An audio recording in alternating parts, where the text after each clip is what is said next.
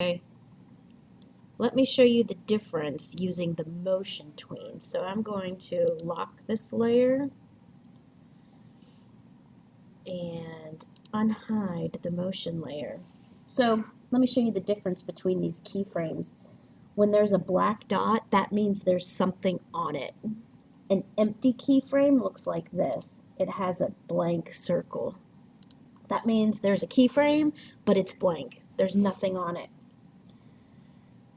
So to make the same ball, like the same size, the easy way to do this is go to your library.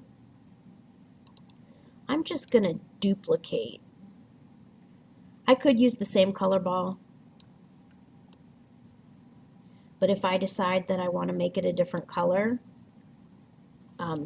it's going to change the color of the other one too. So I'm going to duplicate this symbol, and I'm going to name it motion ball.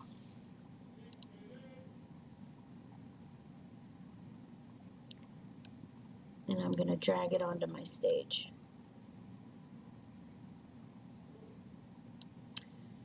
To edit this, if I double click this symbol, now I'm in symbol edit mode. Do you see here in the upper left hand corner? Those are called crumbs. I have my scene, which is my main timeline, and then I have my symbol. So I'm in symbol edit mode. It's like a dressing room for your symbol. So I'm going to change the color just so it's a little bit different. And in fact,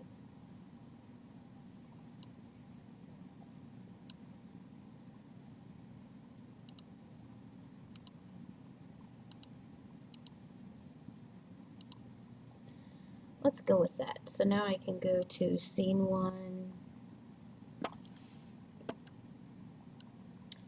All right. So the other ball is having a good time and just bouncing all over the place. Now I'm ready to animate the motion ball. This one's different. You don't have to insert keyframes. Wherever you put your playhead and move your symbol, it will create a keyframe for you. So I'm going to right click here and say create motion tween. And see, it made it the span of the project. So I'm just going to go to where my other keyframes are and watch this. So I have my playhead on frame 12. I'm just going to move my ball and look what happens. It made a keyframe. It looks like a little diamond. It's a different kind of keyframe. Move to frame 24. I want them to kind of travel similarly.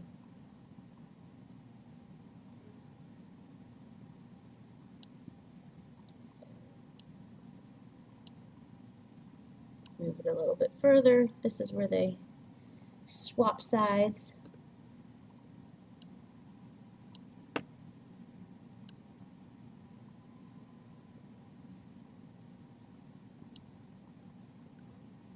And then at the end, it is down here.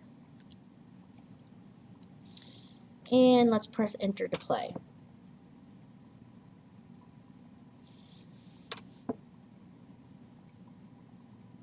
Goes like that.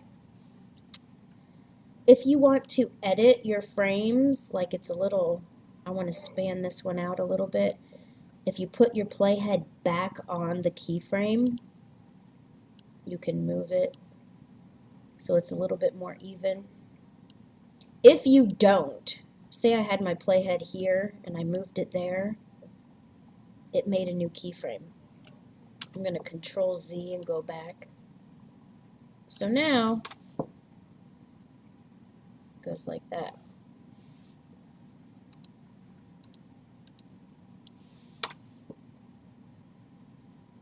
It's looking a little bit more natural. The motion tween is nice because if you have your selection tool selected, you can now click off of your symbol or anything to deselect it, and I can curve. If I hover my selection tool over the path of motion, you get a little curve, and you can curve your path. These little dots are frames. That's what those mean.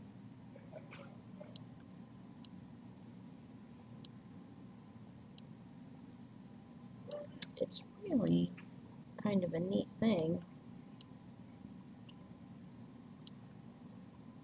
I can also move the location.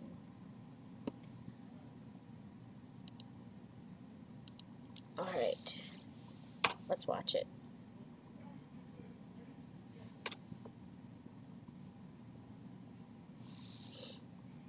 It's a little bit more natural. There are ways, say you want to delete a keyframe.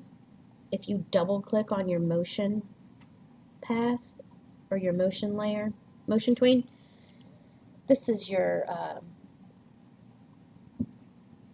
graph editor. You can click to select a keyframe and hit delete. See, it removed it. You can also click it and drag it, and it moves your keyframe. You can also click it and you get these little handles, and you can drag them. It kind of does some weird things sometimes. You can also add some ease. You could say simple. Let's try fast and see what it does.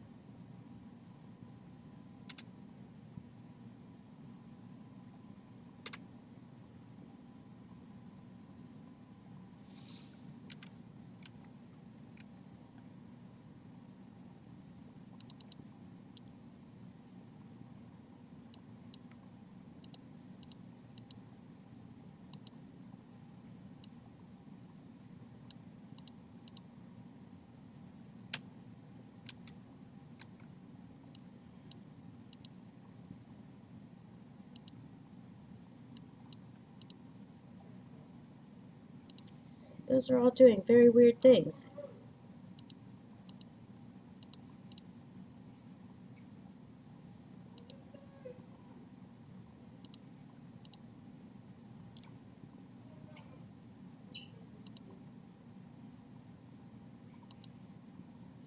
Where your frames are spread out is where it's going to go fastest.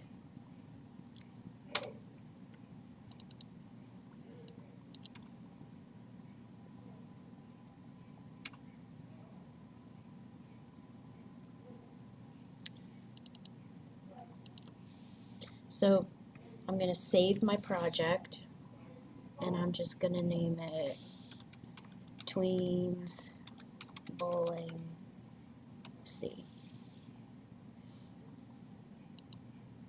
That saves my project. Control Enter is a way to test your movie.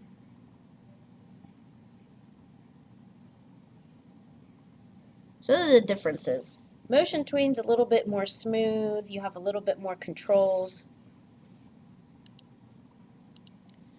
To export this, I'm going to go File, Export. For this, and what you'll do most of the time, is export video media, okay?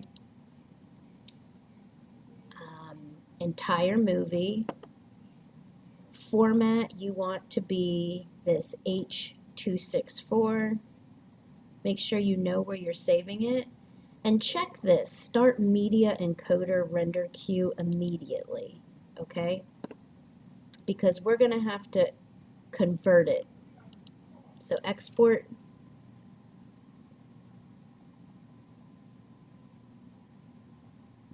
As long as you installed media encoder last week, it'll do this. It pops up automatically in your queue. So this is the temporary file. This is what it's going to be. If you need to change your location, that's what output file means.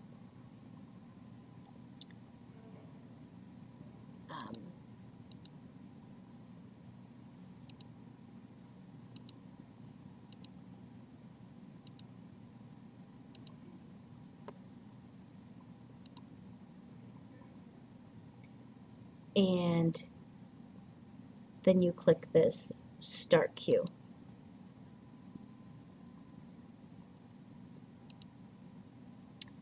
When you go to your project folder,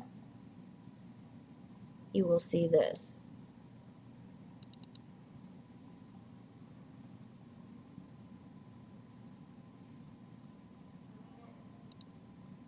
And that MP4 is what you turn in to Canvas.